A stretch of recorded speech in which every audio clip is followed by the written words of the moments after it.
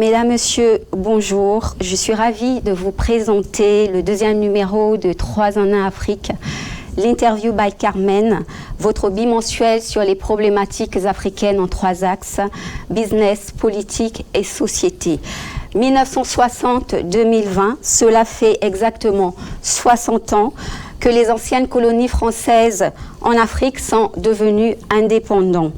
La France avait prévu en juin un grand sommet pour commémorer cet événement, mais cela n'a pas eu lieu pour raison de crise sanitaire. Mais récemment, le Congo-Brazzaville a abrité un colloque international à l'occasion du 80e anniversaire du manifeste de Brazzaville, l'acte par lequel le général de Gaulle désignait cette ville comme la capitale de la France libre pendant la Seconde Guerre. 2 rendez-vous, mesdames et messieurs, pour tenter de gommer les frustrations et consolider l'avenir par une reconnaissance affirmée du rôle des Africains dans la libération de la France. Mesdames et messieurs, pour en parler, je reçois aujourd'hui Hamzat Boukari Yabara, historien et spécialiste de l'Afrique.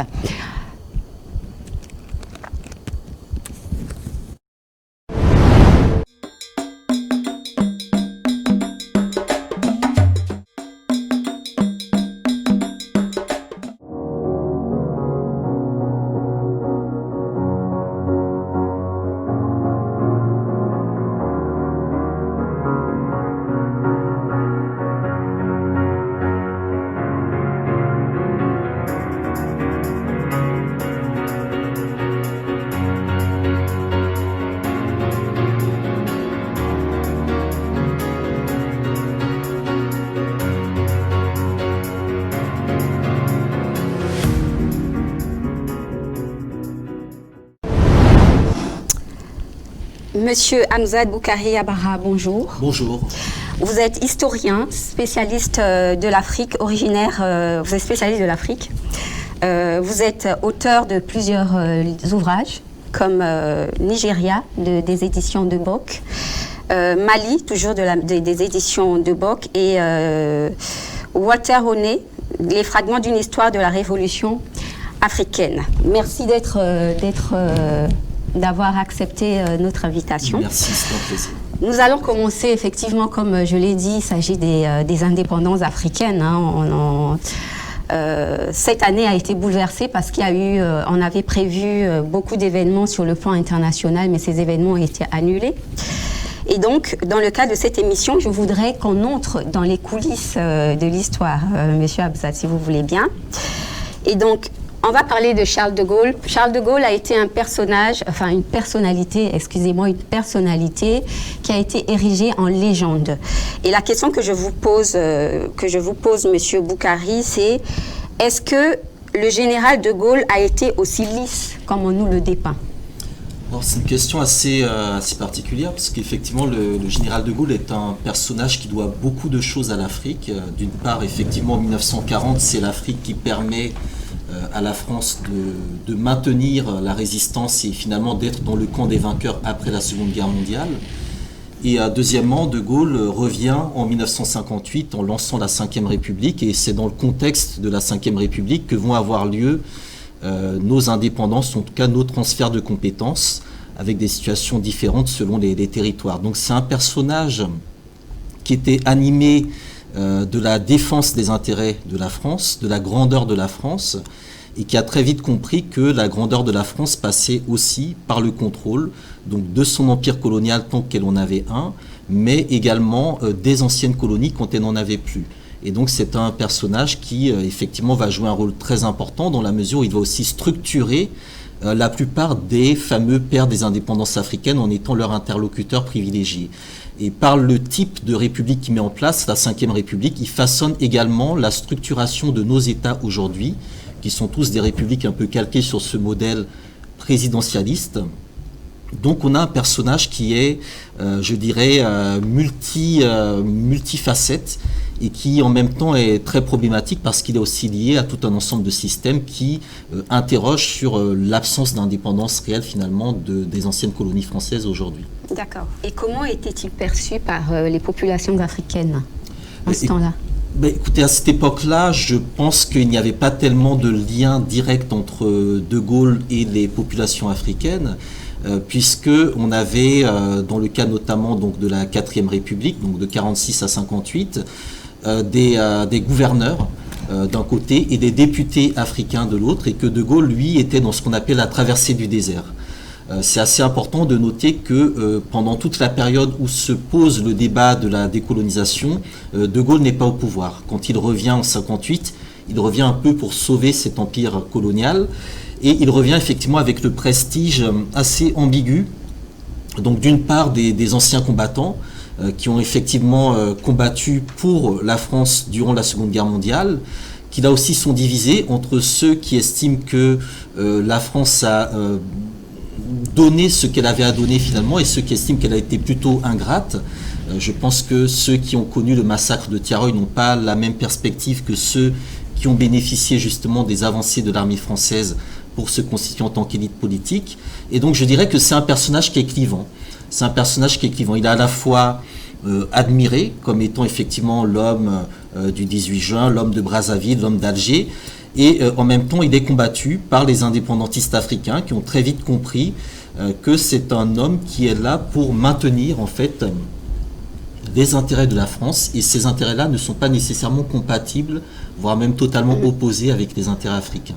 Et donc dans le cadre des tournées qu'il fait notamment en 1958, il est accueilli par une foule qui le houspille, notamment à Dakar, des porteurs de pancartes, également à Conakry, et puis dans d'autres villes. On va dire que la foule est préparée pour avoir un accueil diplomatique vis-à-vis de lui. Et quelle image aujourd'hui du général de Gaulle?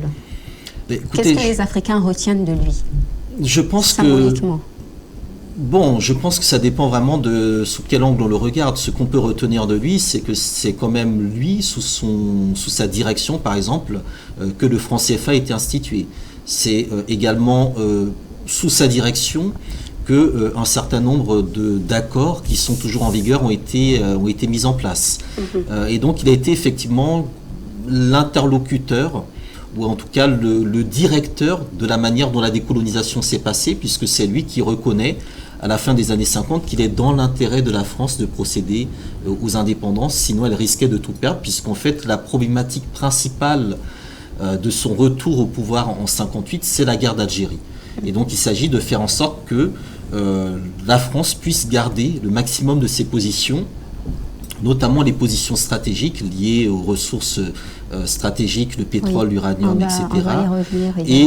Et en même temps, je dirais, maintenir une domination politique, culturelle, économique et sociale. Donc je dirais qu'en termes de mémoire, d'héritage, c'est ce qui correspond à ce qu'on appelle grosso modo le pacte colonial que l'on peut retenir. D'accord. Et quels ont été les échecs du général de Gaulle, par exemple, ou les erreurs commises? Est-ce qu'on pourrait parler du code de l'indigénat? Est-ce qu'il était je pense qu'il avait établi avec Félix Éboué? Alors, oui, en fait, ce qui s'est passé, c'est que Félix Éboué était le seul gouverneur d'origine africaine, donc c'était un noir des Antilles, de Guyane, qui à l'époque était basé en Afrique. Il était basé dans la colonie la plus importante, le Tchad. Et c'était le seul gouverneur en fait à rester fidèle à la République au moment où le maréchal Pétain arrive. Et c'est en faisant la jonction avec le gouverneur britannique au Nigeria que Félix Éboué va ensuite libérer une grande partie de l'Afrique équatoriale et centrale française et permettre au général de Gaulle d'avoir un territoire pour mener la résistance. Malheureusement, 4 ans plus tard, lors de la conférence de Brazzaville, de janvier 1944, le général de Gaulle ne sera pas tellement dans la gratitude et la reconnaissance vis-à-vis des dirigeants africains, notamment vis-à-vis de Félix Éboué, qui était le seul gouverneur africain présent. Et par la suite, je dirais qu'il n'y a pas eu réellement, de la part du général de Gaulle, une volonté de reconnaître le rôle qui a été celui des troupes africaines dans le cadre de la libération de la France. Voilà. Et qui sont les Africains qui ont dit non au général de Gaulle?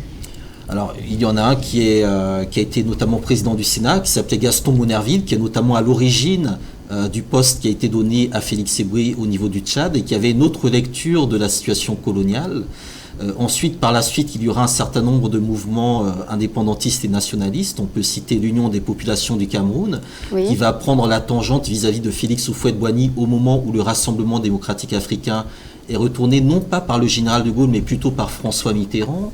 On peut également citer le parti Sawaba au niveau du Niger, avec Djibo Bakary, dont on sait que lors du référendum de 58, le Niger avait voté comme la Guinée non donc au projet de Gaulle, mais les chiffres ont été inversés. On peut également citer Sékou Touré, qui au départ était plutôt sur une ligne modérée et qui, vers la fin, effectivement, se radicalise et mène la Guinée à l'indépendance. Donc on a quand même un certain nombre de dirigeants, de jeunes leaders africains qui, à cette époque, ont tenu tête au général de Gaulle et ont souhaité proposer autre chose. Il y avait aussi dans les pays anglophones des figures comme Kwame Nkrumah qui proposaient effectivement les États-Unis d'Afrique, le panafricanisme comme alternative au système qui va perdurer donc à la période coloniale. Ok. La France, comme vous l'avez évoqué, avait bénéficié des ressources naturelles. Hormis le capital humain, la France avait bénéficié des ressources naturelles. Et donc l'Afrique a servi de réservoir pour les grandes puissances occidentales. Beaucoup de richesses donc, pendant la colonisation ont quitté le territoire africain sans aucune compensation. Alors, je sais que c'est une question qui attise encore la polémique. Du moment où un tel constat est fait, exiger une réparation relève-t-il de l'utopie ? Non, je ne pense pas que cela puisse relever de l'utopie. Je crois qu'il y a effectivement des comptes qui sont à rendre, des comptes qui sont à faire. Je pense qu'il y a un certain nombre de fortunes et de richesses qui se sont constituées, non pas uniquement sur les 60 dernières années ou pendant les 80 ans qu'a duré la colonisation. Il y a un certain nombre de constructions qui ont été des constructions que l'on peut qualifier de criminelles, voire de génocidaires. On peut parler du cas du chemin de fer Congo-Océan, dont on sait les circonstances dans lesquelles il a été construit. Donc il est important, je pense, de faire ce bilan à la fois humain et également économique et aussi moral, pour effectivement repartir sur de nouvelles bases, parce que dans bien des cas, les indépendances ont été un jeu de dupes et un jeu d'écriture, où on a fait passer sur l'ardoise des pays nouvellement indépendants une partie de la dette de l'ancienne puissance coloniale. On sait que dans le cas par exemple du Congo de Patrice Lumumba, la Belgique a posé sur le dos de ce nouvel État indépendant la quasi-totalité de sa dette, alors que pendant la Seconde Guerre mondiale, le gouvernement belge en exil a vécu intégralement sur les fonds que lui procurait le Congo. Donc on voit bien qu'il y a, je dirais, un certain nombre d'inégalités structurelles qui datent de cette époque-là. Et pour ce qui est des matières premières et des ressources stratégiques, là aussi, il serait important peut-être de réajuster à la fois donc l'audit de ce qui a été fait dans le passé et surtout les prix tels qu'ils sont fixés actuellement, et donc permettre aux États africains d'être dépositaires, d'être souverains sur leurs richesses. Ce qui pose un problème puisque les indépendances sont arrivées en 1960 et à la fin des années 50, il y avait toutes ces entreprises de prospection qui se développaient en Afrique, qui trouvaient du pétrole, du manganèse, de l'uranium, etc. Et donc aujourd'hui, on est aussi confronté, au-delà des relations d'État à État, à la question des relations d'État aux multinationales. Et donc je dirais que c'est tout le système économique international qui aujourd'hui doit être réinterrogé. Il y avait une tentative déjà au milieu des années 70 de mettre en place un nouvel ordre économique international dans lequel le continent africain aurait pu arracher cette indépendance économique qui n'est pas encore acquise aujourd'hui. Et donc ce débat sur les réparations, je pense qu'il fait encore sens aujourd'hui. D'accord. Et Brazzaville a abrité un colloque international le 27 octobre. Et le président du Congo, Denis Sassou Nguesso, y a réclamé une place plus importante des Africains à l'ONU, en guise de reconnaissance de cet effort de guerre. Est-ce qu'il y a réticence de la part de l'ONU? Parce qu'avant le président Sassou Nguesso, il y avait d'autres chefs d'État qui avaient fait cette demande. Oui, bien sûr. On peut citer le cas de Thomas Sankara, qui expliquait que si la France est au Conseil de sécurité des Nations Unies, c'est parce qu'elle a gagné durant la Seconde Guerre mondiale. Et si elle a gagné, c'est en grande partie grâce aux soldats tirailleurs sénégalais, donc soldats africains, et qu'il était tout à fait légitime que l'Afrique puisse bénéficier à ce titre-là d'un siège au Conseil de sécurité des Nations Unies. Je pense que les interventions également du Conseil de sécurité des Nations Unies en Afrique nécessitent que l'Afrique puisse être présente et parler par elle-même des cas qui la concernent, que cela soit l'intervention au Mali, que ce soit la guerre en Libye, que ce soit la situation en République démocratique du Congo. On voit bien que tous ces dossiers mobilisent le Conseil de sécurité, mais qu'à chaque fois, ce sont les Français ou les Américains, généralement les Français, qui parlent au nom des Africains.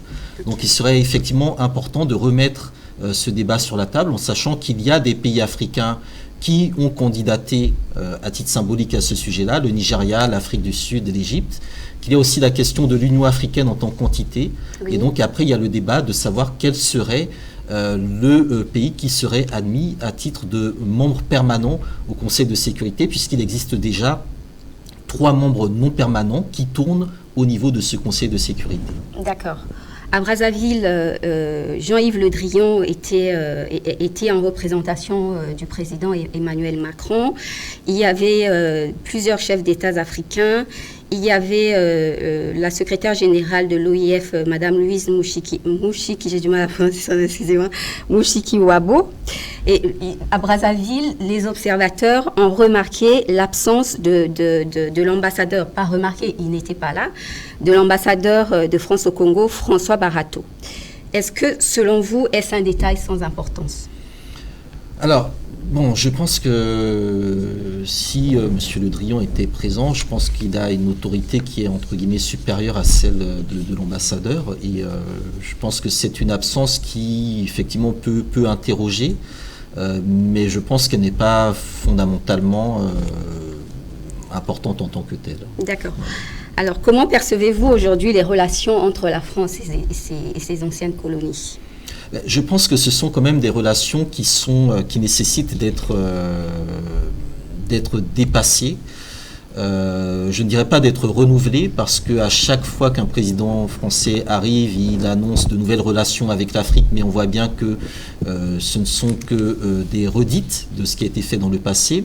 Je pense qu'il y a aussi, surtout sur le continent africain, une nouvelle génération, de nouvelles générations, à la fois dans les sociétés civiles, mais aussi demain parmi les dirigeants, qui réclament sans doute d'autres relations, parce que la France n'est pas seule en Afrique, il y a d'autres acteurs en Afrique qui ont un discours qui est peut-être plus en phase, je dirais, avec les réalités du continent africain, qui sont notamment un besoin de développement, et je pense que de ce point de vue-là, la Chine est probablement beaucoup plus intéressante que la France, un besoin de sécurité, et on voit que la Russie aussi, de ce point de vue-là, est beaucoup plus intéressante que la France. Donc je pense que si la France pense que l'Afrique lui est acquise ad vitam aeternam, elle risque d'être fortement surprise, parce que nous avons vraiment de nouvelles générations, de nouvelles, je dirais, perspectives, qui, à mon sens, montre que le rôle de la France s'est inexorablement voué à diminuer en Afrique. Ok. Alors, concernant le devoir de mémoire, réécrire l'histoire et l'enseigner est de plus en plus réclamé. Est-ce que le contexte Black Lives Matter des États-Unis et l'impact des réseaux sociaux pourraient en être le catalyseur, ou encore la prise de conscience des Africains de leur identité, de leurs valeurs, de leur impact dans l'histoire de l'humanité qui a été occultée? Comment cette exigence de réécriture était perçue par les Africains? Bon, écoutez, il y a eu plusieurs projets. Le projet de l'UNESCO pour l'histoire générale de l'Afrique, qui est en train de produire un dernier volume. Il y a également des pays comme le Sénégal qui ont lancé l'histoire générale du Sénégal. Je pense qu'également au niveau du Congo, on a une histoire générale du Congo qui a été faite par d'éminents professeurs. Je crois qu'il y a aujourd'hui un certain nombre de matériaux et d'outils qui sont à disposition, et qu'il faudrait plutôt voir au niveau de nos institutions, de nos différents ministères de l'éducation, de l'enseignement supérieur, également des institutions régionales, sous-régionales et continentales, un véritable projet de développement de la culture, de l'éducation et de la connaissance de l'histoire. Je crois que c'est quelque chose qui est extrêmement important et qui est nécessaire si nous voulons que notre jeunesse demain soit en capacité de comprendre les défis auxquels elle va être confrontée. L'histoire est un enjeu également politique, et donc il faut aussi une certaine liberté académique pour pouvoir l'écrire, et donc cela rentre aussi dans la nécessaire démocratisation de nos pouvoirs, et dans la capacité également à avoir du débat critique dans nos sociétés. Et donc cela rejoint, je dirais, l'ensemble des problématiques liées à la défense des libertés publiques en Afrique, le droit de manifester, le droit d'expression, le droit également de produire, je dirais, des regards critiques sans risquer d'en subir des représailles qui seraient disproportionnées. Voilà. Du côté de la France, la télévision a posé des images à travers un documentaire, je pense que vous l'avez suivi, le documentaire intitulé « Décolonisation du sang et des larmes » en prime time sur France 2. C'est un documentaire de mes confrères Pascal Blanchard et David Korn-Bozosa. J'espère que j'ai bien prononcé. C'est un documentaire qui met fin avec d'autres travaux au silence entourant cette période.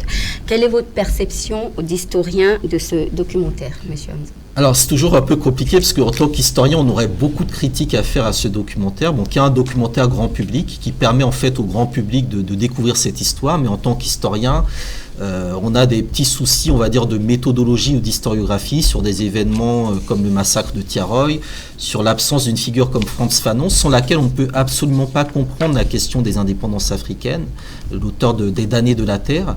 Et donc je pense que ce documentaire est un peu à double tranchant, parce que d'une part il réveille la nostalgie de la France, et on voit bien que ce documentaire n'a pas empêché des dirigeants français d'expliquer qu'il faut être fier d'avoir mené la colonisation.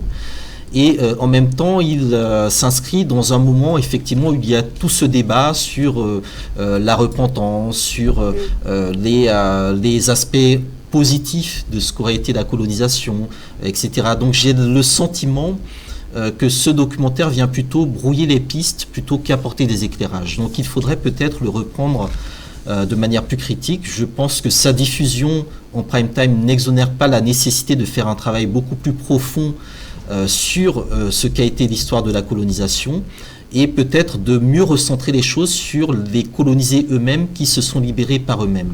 Donc là encore, je trouve que l'angle est peut-être un peu trop mis en avant sur le regard, entre guillemets, du chasseur plutôt que sur celui du lion, et que c'est à nous, effectivement, de produire des documentaires où nous verrons plutôt le point de vue du lion, comme cela a été montré dans le passé par des historiens comme Joseph Kizerbo ou Cheikh Anta Diop. Merci, monsieur Hamzat Boukari Yabara, d'avoir répondu à notre invitation. Merci à vous. Nous espérons vous recevoir. Avec plaisir. Merci. Et à présent, nous allons continuer notre interview, toujours en parlant des indépendances africaines, avec monsieur Daouda Kaboré. Monsieur Daouda Kaboré, qui est président de l'Institut africain des relations internationales. Monsieur Kaboré, bonjour. Bonjour. Merci d'être parmi nous. Nous allons parler des indépendances africaines, continuer à en discuter, et nous allons mettre l'accent sur le volet économique et également sur le colloque que vous êtes en train de préparer. Le colloque qui s'intitule « 60 ans des indépendances africaines, quelle Afrique aujourd'hui ?» C'est un colloque qui était prévu pour fin novembre 2020, mais je présume qu'il va être reporté. Ou prévoyez-vous plutôt une autre, la forme virtuelle? Alors, merci bien pour cette invitation. Alors effectivement, nous avons lancé depuis 2020 la première édition de nos activités scientifiques. Et cette première activité concerne donc un colloque qui tourne autour effectivement des 60 ans d'indépendance des États africains. D'accord. Alors malheureusement, au regard de la situation sanitaire due à la Covid, nous avons donc décidé de déplacer, ou plutôt de reporter l'événement à mi-janvier, en espérant bien sûr que jusque-là, que la situation sanitaire s'améliore. D'accord. Donc je crois qu'à partir de votre lucarne, je profite en même temps pour inviter tous ceux qui sont intéressés par cet événement à se manifester d'ici là, jusqu'en mi-janvier 2021. D'accord, 2021. C'est ça. Ok. Qu'est-ce que YARIS, monsieur Kaboré? Qu'est-ce que YARIS? Dans le cadre de la préparation du colloque, vous avez lancé un appel à contribution. Voilà, vous venez de répondre à cette question. Mais moi, je voudrais revenir sur votre Institut africain des relations internationales. Alors, c'est vraiment une très belle question. Merci beaucoup. Alors, YARIS, c'est déjà une initiative des chercheurs africains. Nous sommes partis d'un constat assez alarmant. Je crois en 2016, je suis tombé sur un rapport d'une université américaine qui classait les différentes think tanks africaines au niveau mondial. Et j'ai constaté à ce niveau que les Africains étaient pratiquement à la traîne. Et par conséquent, j'ai décidé avec quelques amis, bien sûr, des chercheurs, de mettre en place un institut, une association, effectivement, puisque nous partons donc sur la base de la loi sur effectivement les associations de 1901, bien sûr, en France, et qui initie, donne la possibilité à ceux qui le souhaitent, bien sûr, de lancer des initiatives comme nous le faisons actuellement. Et par conséquent, les amis chercheurs et moi, nous avons décidé de lancer cette activité. Alors, IARIS, c'est aussi un besoin de colmater un peu les brèches. D'accord. Arriver à réussir à fusionner la conscience collective, arriver à apporter notre savoir-faire, notre réflexion sur l'Afrique, au regard de ce qui est dit, puisque lorsque nous nous situons ici en Europe, on a souvent l'impression que l'Afrique est, je peux dire, un continent de déchets, on dit, mais les études qui sont portées vers l'Afrique sont souvent alarmistes.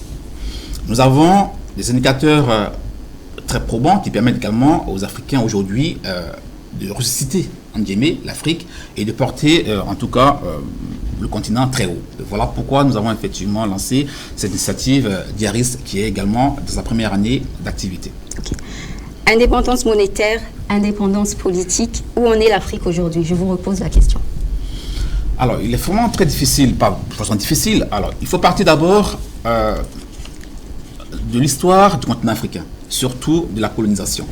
Lorsque nous partons du congrès de 1985, qui jette effectivement les bases du dépeçage en Afrique, on a un élément moteur qui revient, ce sont les ressources africaines. Oui. Les États africains, on peut pas dire les États européens, qui sont donc lancés dans cette dynamique de conquête, d'exploration et également de colonisation, avaient une idée derrière, c'est effectivement de viser les ressources de ce territoire qui était effectivement nouveau pour eux. Et il partait de ce constat aussi que l'Afrique devait donc servir de base arrière, on peut le dire en fait, de grenier, en guillemets, voilà, pour les États européens.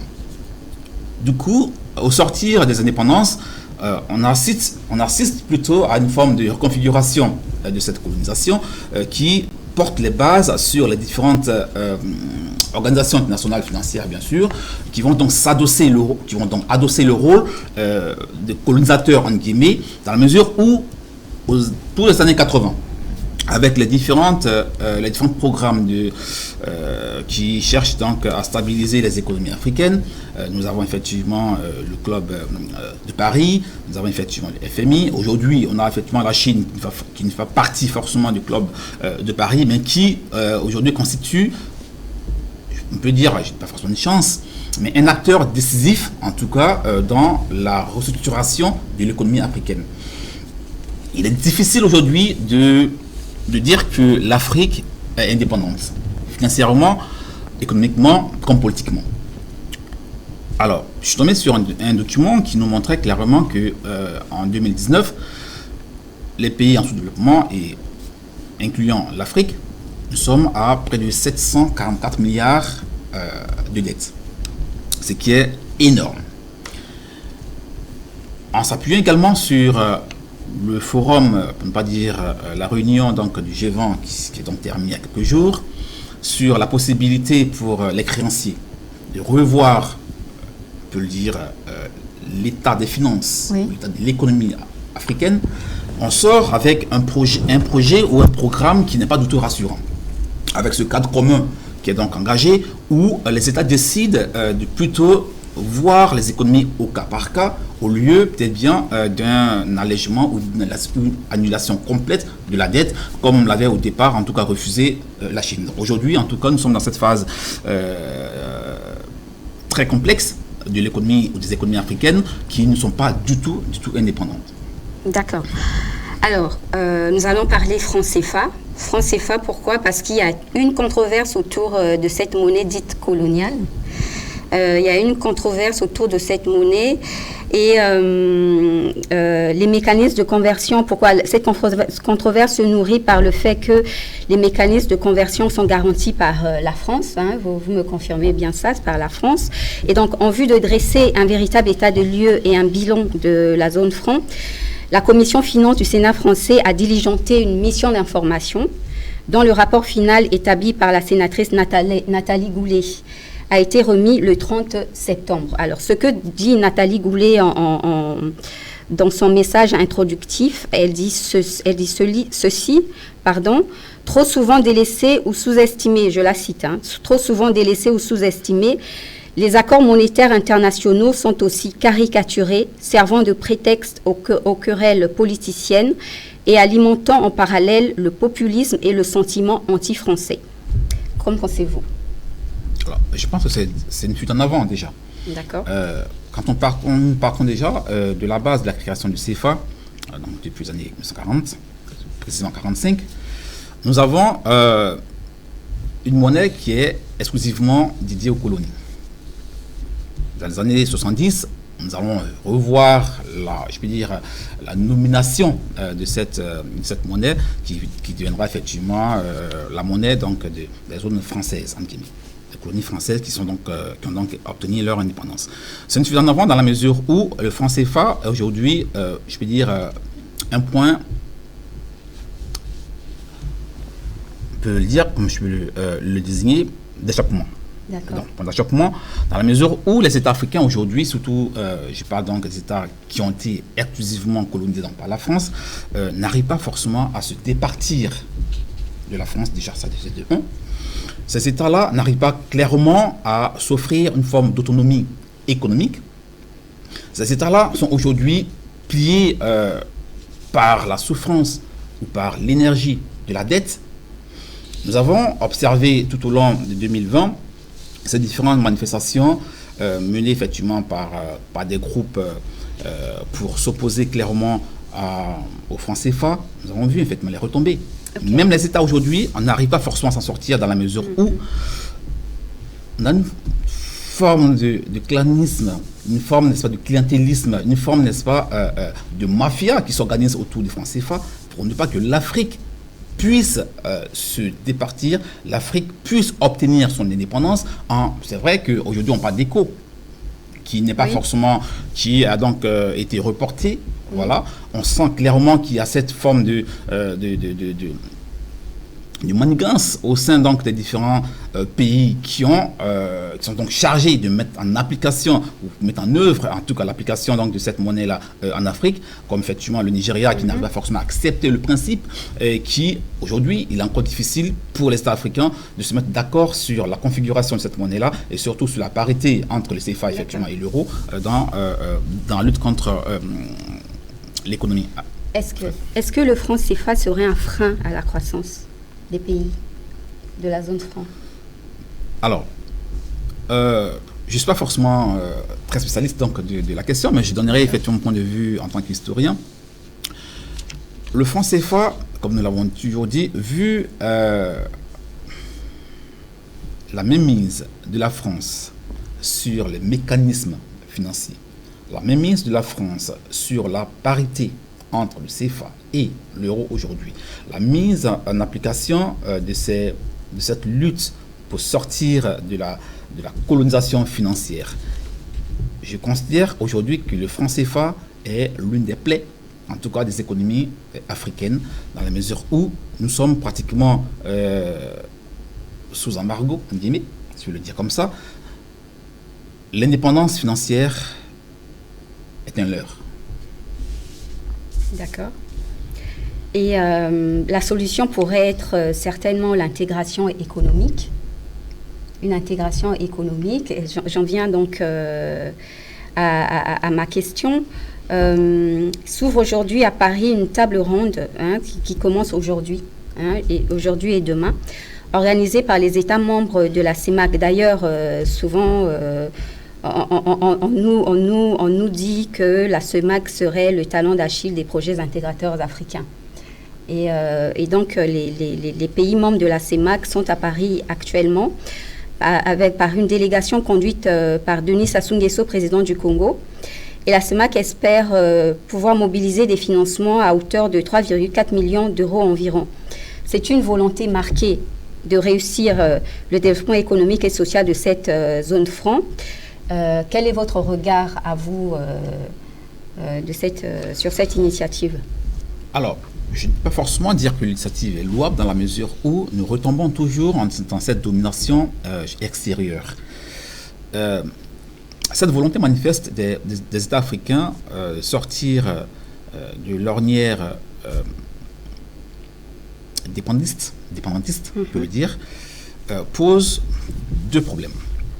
Le premier problème que je vais souligner, c'est que les États africains ont du mal à changer de posture vis-à-vis de l'ancienne puissance coloniale. De deux, nous avons l'impression que, au-delà, en tout cas, de ces dettes qui nous sont, je ne dis pas forcément gracieusement offertes, parce que derrière, effectivement, il y a des taux d'intérêt qui nous sont effectivement appliqués, les États africains sont pratiquement l'ombre d'eux-mêmes dans la mesure où on se retrouve dans une configuration dans laquelle les États africains se retrouvent particulièrement impuissants.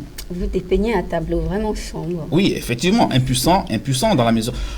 On le voit clairement.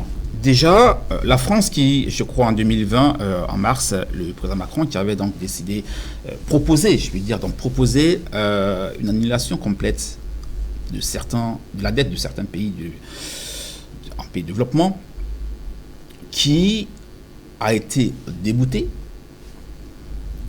Nous avons la Chine qui refuse, en fait, jusqu'à ce dernier forum du G20, qui refuse aussi une annulation complète de certaines dettes.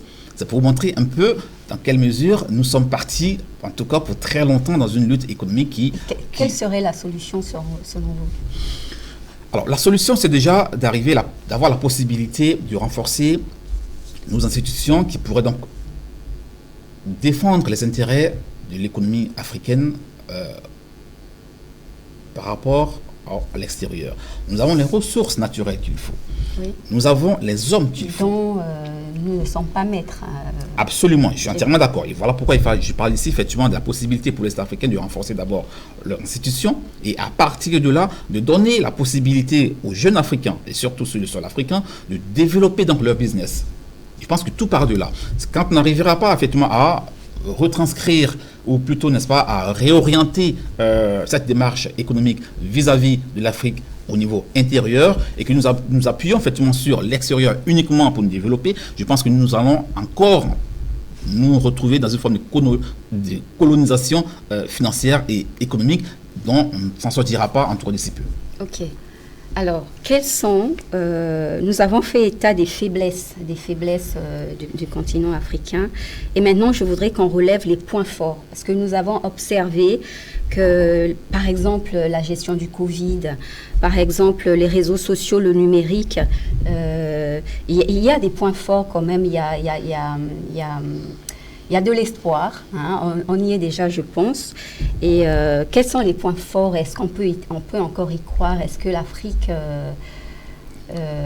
Alors, quand vous voyez la deuxième économie mondiale, donc la Chine qui, aujourd'hui, s'appuie sur ou investit énormément en Afrique, il semblerait que l'ordre, en fait, au niveau du PIB, on va dire les IDE, donc investissement direct à l'étranger, que la Chine soit autour de 60%, ou 63% en tout cas, comment dirais-je, des investissements au niveau de l'Afrique. Ça donne de l'espoir déjà, ça c'est de 1. De 2, ça réduit considérablement le champ d'action des ex-grandes puissances coloniales. On rabat les cartes. Les études montrent clairement que l'Afrique devient l'Eldorado, ou plutôt effectivement d'ici une dizaine d'années ou 2 décennies, l'Afrique va être au centre, en tout cas, de la maîtrise de l'économie mondiale. Partant de là, déjà, je pense que ça donne de l'espoir. Oui. Ça donne de l'espoir et j'en appelle effectivement à la responsabilité de tous les États africains et surtout des responsables politiques de redonner de la vivacité, de redonner du contenu, de redonner de la force aux différents programmes au niveau national. Tant qu'on n'arrivera pas à redonner de l'espoir aux Africains, tant qu'on n'arrivera pas à donner de la chance aux jeunes Africains de développer leurs actions, leur business au niveau local, au niveau national, on sera effectivement toujours en train de tendre la main à l'extérieur, ce qui effectivement est donc un problème pour moi, bien sûr. Merci Daouda Kaboré d'avoir été parmi nous. C'est moi qui vous remercie. Mesdames et messieurs, je vous dis encore une fois merci d'avoir suivi 3 en 1 Afrique, l'interview by Carmen. Nous nous retrouverons lors de notre prochaine édition. D'ici là, je vous dis bonne journée. Au revoir.